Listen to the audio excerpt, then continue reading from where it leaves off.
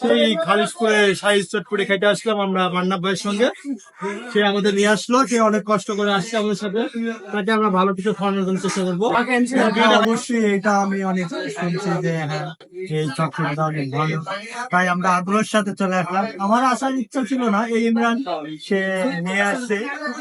সাথে সুদীপ্ত, আমি রুমে গিয়ে ঘুমাইতাম, এই সুদীপ্ত যিনি যার কথা বললি, এর জন্য আর কি আমার আশা। আমি জীবনে আসতাম না, আমি ঘুমাইতাম। খুলনার অন্যতম বিখ্যাত চটপটি আছে লতিফ ভাইয়ের চটপটি, যেটা খাওয়ানোর জন্য আমি অনেকদিন ধরে আগ্রহী ছিলাম। অবশেষে আমার রাসেল ভাই আমাকে নিয়ে চলে আসছে সে লতিফ ভাই চটপটির দোকানে।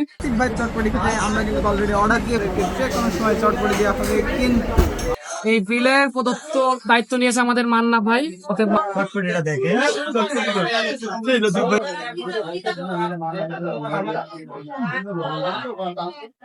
ফ্যান্টাস্টিক, না করো না।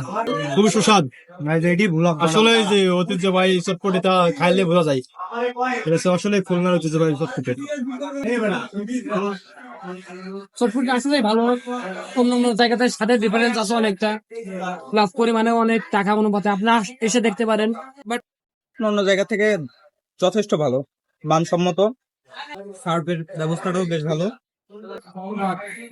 একটু মাংস হলে ভালো হয়।